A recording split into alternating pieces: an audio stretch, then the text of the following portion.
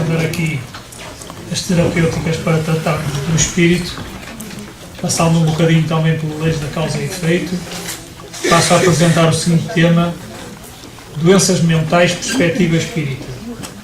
E apresento a doutora Gláucia Lima, licenciada em Medicina, especialista em Psiquiatria, psicoterapeuta na abordagem transpessoal, terapia familiar e psicodrama, terapeuta didática em terapia de estruturação vivencial, escritora e articulista no Jornal do Espiritismo, publicado pela ADEP, e membro ativo do Espiritismo português, participando em eventos nacionais e internacionais.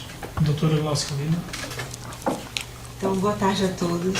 Gostaria de agradecer o convite para estar presente nesta terceira jornada de Ciência Hospitalar Espírita e vos dizer que é com muito gosto que aqui estou, porque acho que é um movimento muito arrojado fazer estas jornadas dentro do hospital. E desde o primeiro momento em que esse convite me foi feito, eu achei um convite muito interessante e logo me foi feito o desejo de estar presente.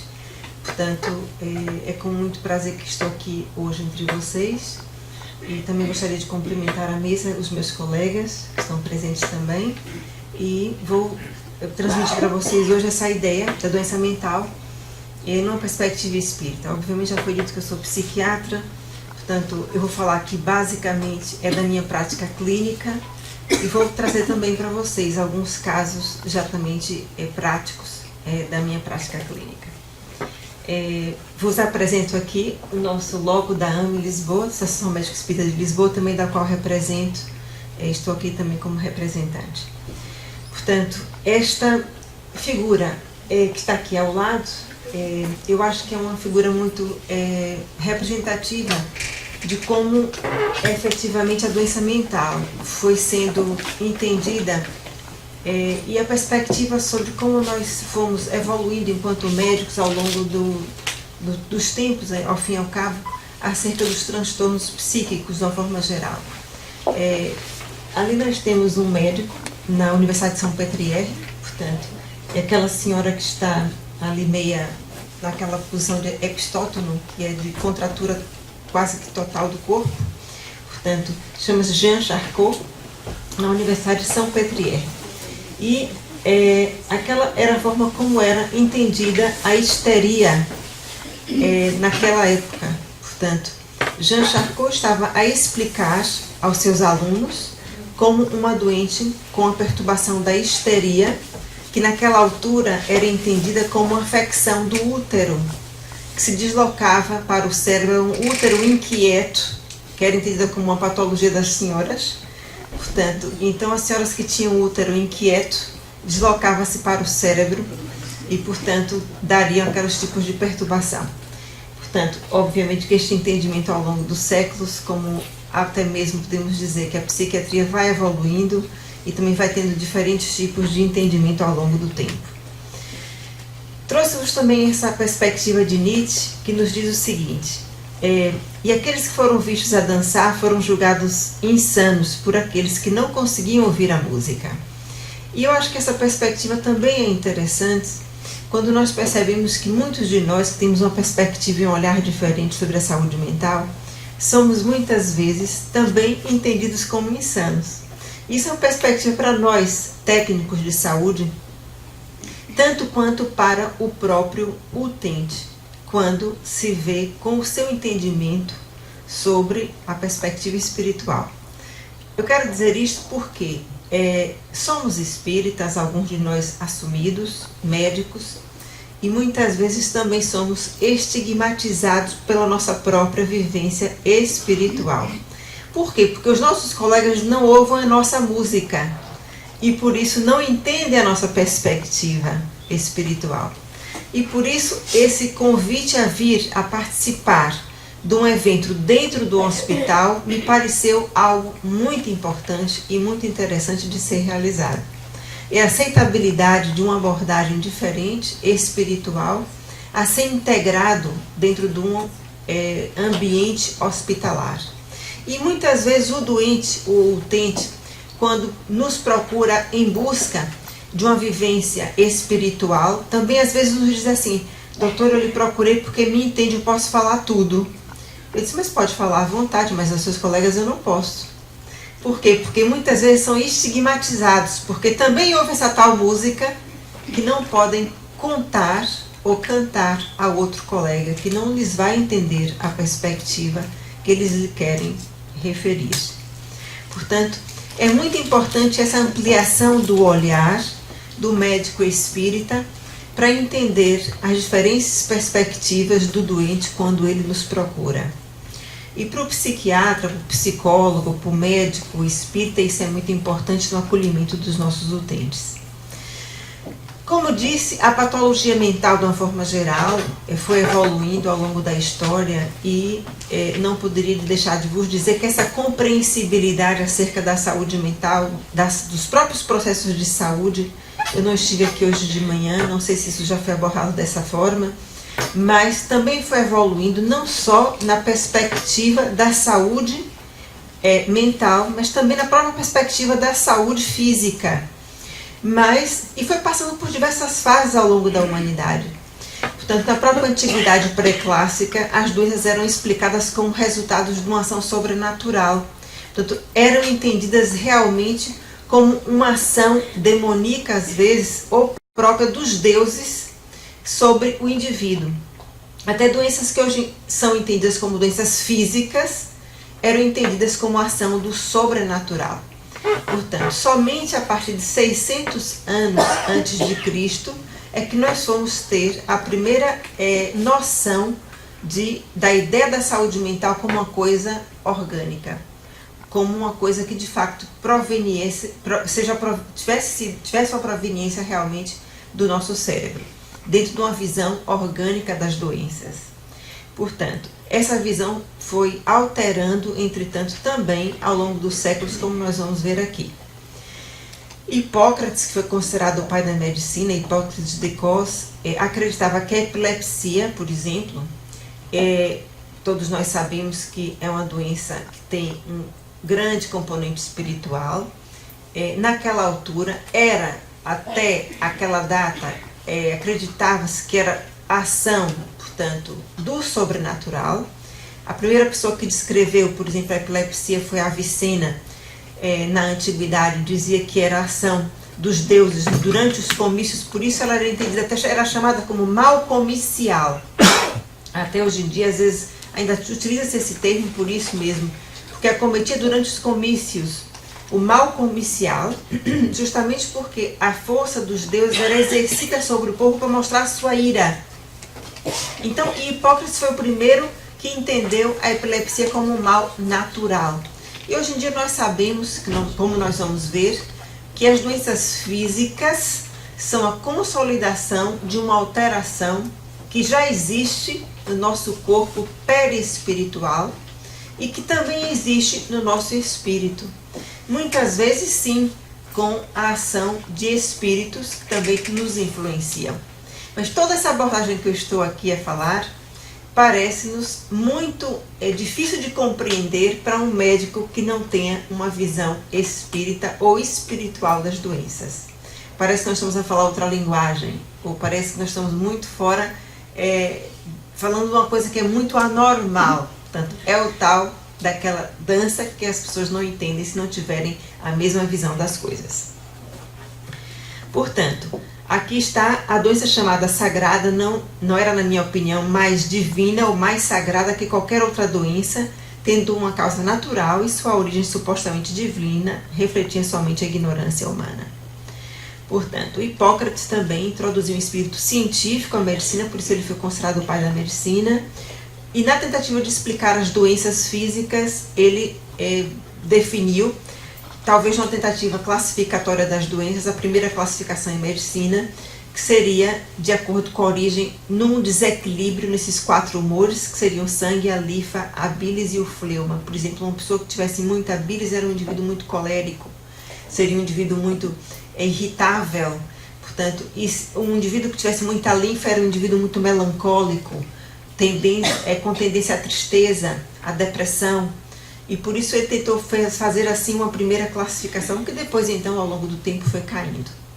E essa concepção sobrenatural das doenças psíquicas depois então, nessa altura, na altura de Hipócrates, foi então posta em causa, porque foi atribuída então uma causa física para essas doenças. Mas com a evolução do tempo, na Idade Média, nós podemos dizer que foi uma idade negra para os doentes mentais e, nomeadamente, também para os médiuns. E, se a gente quiser fazer uma correlação, nós vamos entender que alguns doentes mentais tinham também patologia, que podiam ter patologia realmente física, também tinham mediunidade. E aqui eu faço um parêntese para dizer, e aqui já aproveitando este parêntese, que muitas vezes as pessoas correlacionam a doença mental à mediunidade. E aproveito esse parêntese porque algumas pessoas nos procuram muitas vezes porque não querem ter doença mental, mas têm patologia psíquica. E dizem, será que eu sou médium? E muitas vezes não tem nada a ver com mediunidade. Tem mesmo patologia psiquiátrica, que ao primeiro olhar de uma pessoa experiente, psiquiatra, nós percebemos logo. E não é tema desta abordagem hoje, mas a patologia mental psiquiátrica caracteriza-se por sintomas muito consistentes. Portanto, e muitas vezes a pessoa prefere ter um diagnóstico de mediunidade e muitas vezes nos procuram no consultório porque querem ouvir dizer que são só médiums e é muito mais fácil ir ao centro espírita e dizer sim que é médium e que tem mediunidade, que precisa desenvolver mediunidade, do que tem uma patologia psiquiátrica. Preferem ir ao bruxo, preferem ir ao médium, preferem fazer o que for para não ter o diagnóstico psiquiátrico, porque tem a ver com o estigma da doença psiquiátrica, do anormal, do ser anormal. Porque, apesar de tudo, contextualiza-se melhor as questões da mediunidade do que as questões da doença psiquiátrica. Isso é uma pena, porque as questões da psiquiatria, ter uma patologia psiquiátrica é tão normal quanto ter uma diabetes, uma hipertensão ou outra doença de um órgão qualquer. Portanto, e isso era muito bom nós pensarmos dessa forma, porque nós nos centros espíritas somos os primeiros a estigmatizar os doentes psiquiátricos. E isso é muito mal. Nós devíamos ter uma compreensão diferente da doença psíquica e também uma abordagem mais humana do doente psiquiátrico. Mas então, na Idade Média eu costumo dizer que foi uma idade negra para os médiuns, para a psiquiatria e também para os médiuns. E nós vamos ver por quê. Porque na Idade Média, na Santa Inquisição, tratou-os muito mal, os doentes mentais. O médico tratava do corpo e a alma era assunto da igreja. Então resolvia-se tudo através do tratamento que antes era mais humanitário, portanto, com aquelas pessoas que eram consideradas insanas, não é? Portanto, eram possuídas pelo demônio, consideradas possuídas pelo demônio. Então o tratamento era fazer mal àqueles que estavam possessos pelo demônio, para que aqueles corpos que estavam possessos se sentissem ali tomados, e o espírito que estivesse ali, essa era a teoria, se sentissem muito maus naquele corpo e saíssem daquele corpo. Então, até a data, aqueles tratamentos que eram tratamentos mais humanitários passou a ser o espancamento, o aprisionamento, os vomitórios, e eram bebidas purgativas que as pessoas tomavam para que se sentissem tão mal dispostas que vomitassem, para que os espíritos que estivessem ali a causar a insanidade dali saíssem do corpo. E outros objetos de tortura, como este, por exemplo. Aqui é o vomitório, mas nessas posições assim um bocadinho desagradáveis, diria eu. Aquela cadeira, por exemplo, que eram os objetos de tortura da Idade Média. Portanto, os insanos tiveram esses tratamentos um pouco desagradáveis, que eram os tratamentos aplicados também aos médiuns, os feiticeiros e aos bruxos. Portanto, isto é o panorama da Idade Média, mas também podemos dizer que para todas as épocas da humanidade houveram assim mentes brilhantes. E uma das mentes brilhantes foi esse médico, Paracelso, que era um médico suíço-alemão, alquimista, que o nome Paracelso vem de superior a Celso. e Celso era um médico romano. Ele teve o nome de Paracelso. Ele formou-se em medicina pela Universidade de Viena em 1510. E esse médico, que nasceu em 1493, dizia que se o corpo, a alma e a mente estão em perfeita harmonia, e alguém fez esse retrato para dizer isto, para representar isto, os 3 corpos do indivíduo. Então ele já acreditava que nós tínhamos 3 corpos. E Paracelso dizia que se nós tivéssemos os nossos 3 corpos em harmonia, havia equilíbrio e não havia doença. Então foi alguém que pensou muito para além da sua altura na Idade Média. Então essas mentes brilhantes foram abrindo portas do pensamento para a humanidade. E efetivamente, na Idade Moderna, muitas vezes nós criticamos o modelo cartesiano, que é aquele modelo de René Descartes, um modelo muito biologicista, da separação da mente do corpo, do predomínio daquele modelo que influenciou aquele modelo muito materialista da medicina, mas foi um movimento muito importante que veio influenciar mais tarde o próprio espiritismo neste modelo que fez surgir o próprio espiritismo. Porque como a Lígia já falou aqui, já bastava, porque a gente já podia ir embora, porque a Lígia deu a cartilha toda, não é? A gente já podia ir embora, Lígia, depois da sua palestra. E então, no espiritismo surge como ciência de observação. E o próprio modelo cartesiano influenciou, no final do século XIX, o próprio espiritismo, o surgimento do espiritismo dentro do modelo observacionista. Portanto, e esse modelo cartesiano de René Descartes, que sofreu a influência de Galileu, de Newton, do próprio René Descartes, sofreu a influência do iluminismo na França, do positivismo, de toda aquela influência que vem depois propiciar o aparecimento e o advento, no final do século XIX, do espiritismo. Ou seja, houve uma preparação forte da espiritualidade para que todo esse movimento surgisse no final do século XIX. Então as coisas não acontecem por acaso. Portanto, então houve esse movimento na Idade Média de perseguição, houve esse movimento do modelo de René Descartes, do cartesianismo, dos raciocínios lógicos, objetivos, da separação da ciência, da fé, o organismo visto como uma máquina para preparar a humanidade justamente para os raciocínios lógicos, para o advento justamente no final do século XIX do Espiritismo. Eu vos trouxe esse quadro de Rembrandt, que nos mostra isso. Eu acho esse quadro um espetáculo. E ali são os médicos, meus colegas, de alguns séculos passados, não é? E mostra o quadro de Rembrandt, e é justamente o desenvolvimento da anatomia em busca da origem das doenças. E aí marca o início das especializações médicas e o organismo destituído de alma à procura, porque até então era proibido de secar um corpo. O corpo era indissecável.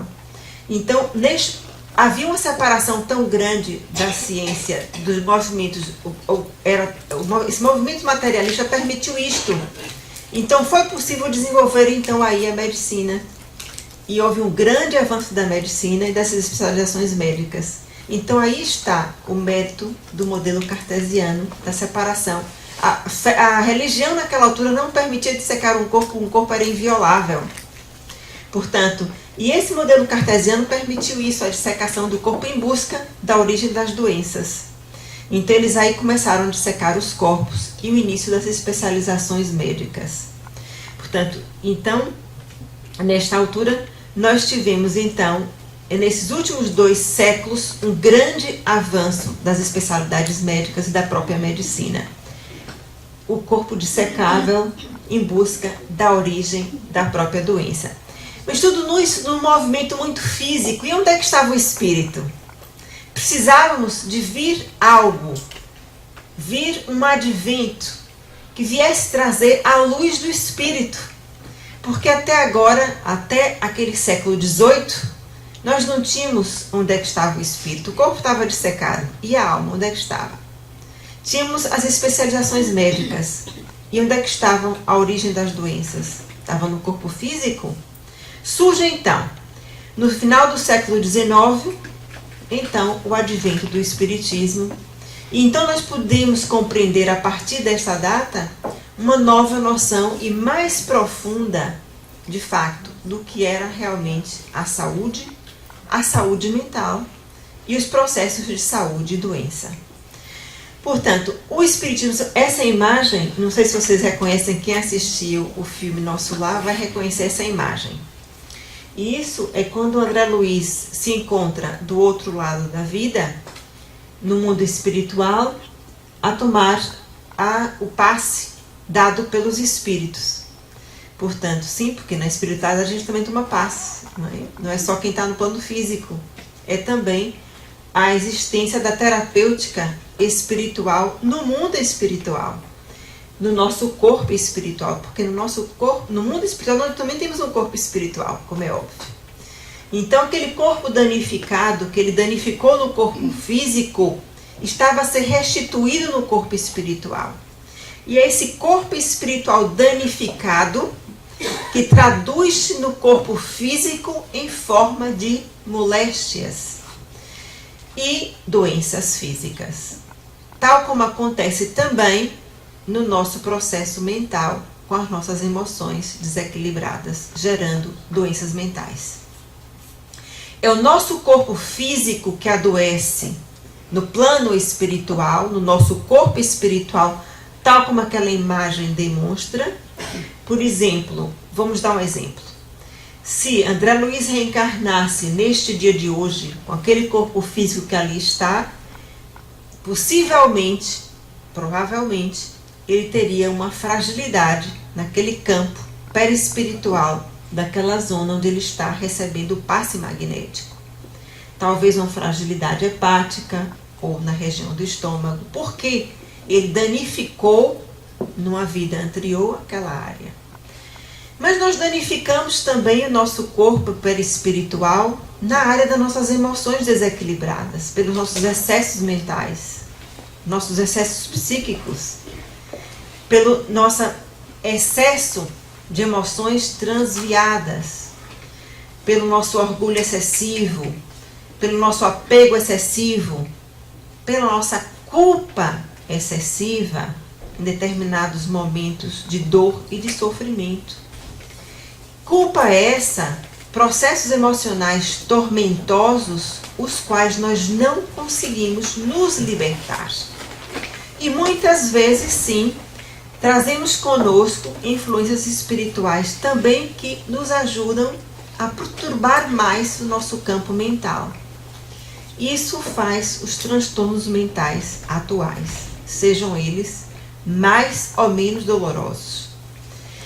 Então, com o advento do Espiritismo, nós trouxemos noções como, a Lígia aqui já colocou hoje, a existência do espírito, a imortalidade da alma, a existência de um corpo espiritual, a pluralidade das existências e a lei de causa e efeito.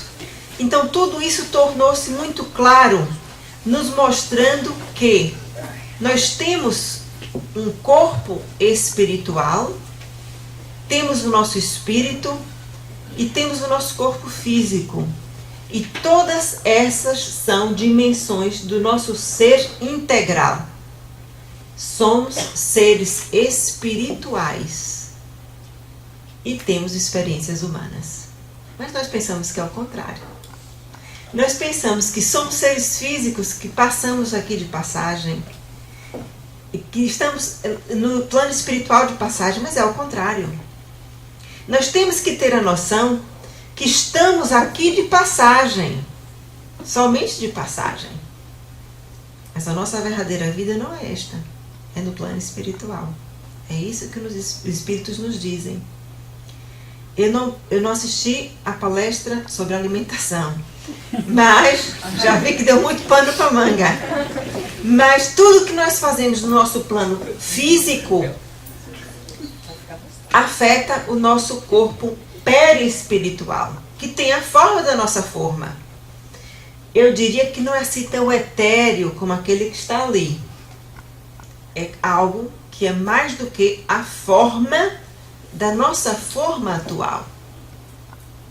Eu diria que quando nós nos desprendemos durante a noite, nós deambulamos por alguns lugares, consoante as nossas afinidades, e levamos conosco, que para aqueles que estão sensíveis até podem ver o nosso corpo perispiritual, e levamos conosco a forma da nossa forma. Portanto, nós podemos levar aqui, podem ver a Glaucia como eu estou aqui ver hoje, né? Ou até um pouco mais carregada com as minhas emoções, de acordo com as emoções que eu tenha, mais ou menos boas, mais ou menos felizes, e vou andar por aí, por exemplo, durante o sono, pelos lugares com os quais e com as pessoas com as quais eu tenho afinidade. São verdadeiros processos de morte, passa a expressão, noturnos. Mas fazemos durante o corpo físico, durante a nossa vida física, pequenas lesões no nosso corpo perispiritual, de acordo com a nossa alimentação, de acordo com as nossas vivências diárias, de acordo com o que nós desejamos e fazemos ao nosso próximo, que aqui também hoje já foi dito, e principalmente também, de acordo com aquilo que já foi dito hoje, que eu já soube que já foi dito, de acordo com aquilo que nós pensamos e sentimos. E esses processos mentais são tão ou quão mais importantes do que aquilo que nós comemos, ingerimos, pensamos ou tomamos como remédio. Ou seja, às vezes um comprimido, um pensamento, um sentimento, vale mais do que uma pílula que nós tomamos. Não quero desmerecer os nossos tratamentos físicos, mas às vezes o sentimento vale mais ou tanto quanto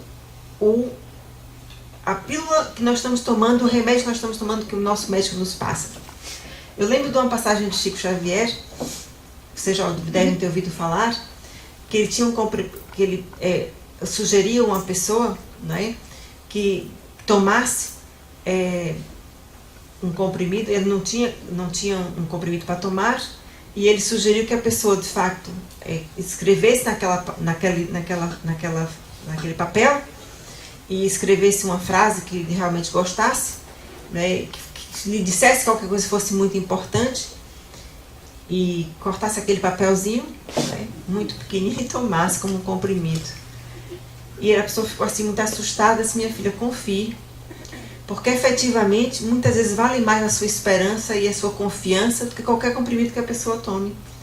Isso mostra nosso sentimento mais profundo de fé e de esperança, de confiança e de sintonia, como aqui também já foi dito, no nosso plano espiritual, com o qual nós estamos permanentemente ligados, se nós quisermos.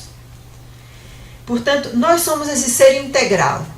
E a nossa doença mental é então entendida dentro dessa perspectiva espírita, dentro de um processo que é evolutivo. E essa é uma perspectiva que eu gostaria aqui de frisar e de marcar, porque ninguém fica doente mental de um dia para a noite. Ninguém diz assim: eu tenho uma patologia mental porque me aconteceu isso. Ninguém tem uma patologia mental ou uma depressão porque aconteceu agora aquele problema. Normalmente, os processos mentais são processos evolutivos. E são processos que vão se consubstanciando de uma forma crônica na pessoa.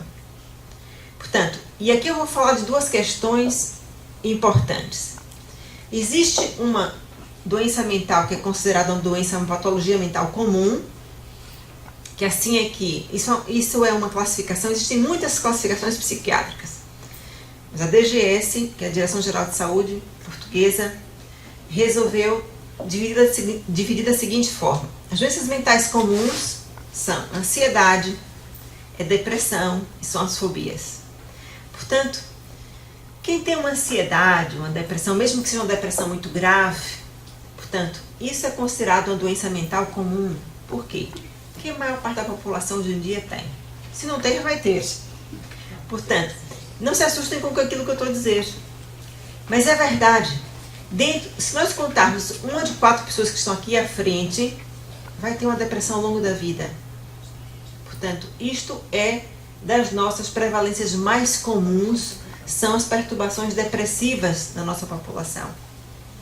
Igualmente para as perturbações da ansiedade. Então, hoje em dia, a depressão, a ansiedade e as fobias são consideradas doenças mentais comuns, ou seja, qualquer um de nós pode ter. Isso não quer dizer uma tristezazinha que me aconteceu, olha, meu pneu furou, fiquei triste. Isso não é depressão, certo? Olha, não ganhei o totoloto, que chatice. Isso não é depressão. Não, veja. Não poder comer cerejas, mas Não poder comer mais do que 8 cerejas do fundão não é depressão, é uma tristeza. É uma tristeza. É uma tragédia. É só tristeza, é uma tragédia. Eu disse, mas não causa depressão. A gente pode repensar. A gente pode repensar. Eu posso comer a mesma e posso querer ficar um bocadinho mais pronto. E compensar. Isso a gente negocia com a nutricionista. Mas não é depressão. Mas a depressão, a ansiedade e a fobia são doenças mentais comuns. Isso é diferente. Qualquer um de nós pode ter. E eu costumo dizer assim, quando entra no hospital uma doente com vergonha, porque vem com a depressão e parece uma tragédia, porque pronto, eu costumo dizer assim, olhar para a pessoa com muita serenidade e dizer assim, olha, normalmente são pessoas que vêm, pronto, com problemas de família ou porque alguma coisa aconteceu no seu percurso de vida, que é normal. A gente olha para uma pessoa e diz assim, a pessoa tem uma depressão e a pessoa está com vergonha porque quer assumir a sua depressão ou o seu processo de ansiedade, o seu pânico, a sua fobia, né? E a pessoa tem tanta dificuldade de contar que tem aquele problema, não é? Existencial, porque o marido lhe traiu ou porque a mulher lhe deixou e etc. São tantos problemas que cada um de nós tem, que todo mundo tem. Então a gente diz assim, pode não ser esses, podem ser outros. Então, nós costumamos dizer assim, a gente olha para as pessoas e diz assim, mas todo mundo tem problemas. Porque esse mundo é um mundo ainda de expiação. Ninguém veio aqui para ser feliz. Ou mesmo assim, todos viemos aqui para ser felizes, mas para nos superar nas nossas dificuldades. Portanto, nenhum de nós veio para aqui para passar aqui incólumes, sem problemas. Então, se eu estou vendo essa pessoa tem essa tristeza, e a pessoa não sabe o que o outro tem. Portanto, não vale a pena olhar para o outro e ficar triste porque tem um problema hoje, tem uma depressão. Porque, certeza, o meu vizinho tem um problema igual ou pior do que o meu.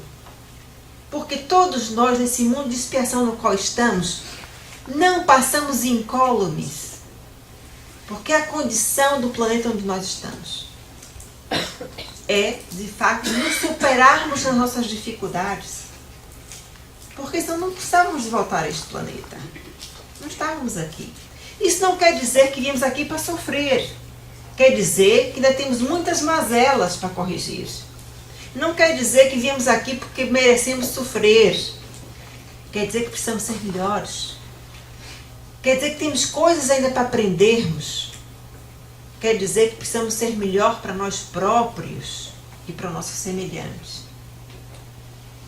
Mas então, isso é o que nós temos que dar como adquirido, que não vale a pena nós lutarmos, que é normal que tenhamos processos depressivos, ansiosos, fobias ao longo das nossas vidas, que temos que nos superar nós próprios, que temos que aprendermos a nos amar mais, a tolerar melhor as nossas imperfeições, abandonar as nossas culpas, porque essas nos fazem pior as nossas existências.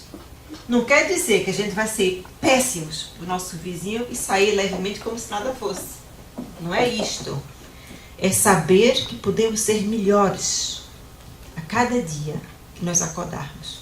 Porque temos um plano existencial e estamos comprometidos com esse plano existencial. E temos essa consciência. E temos as doenças mentais graves.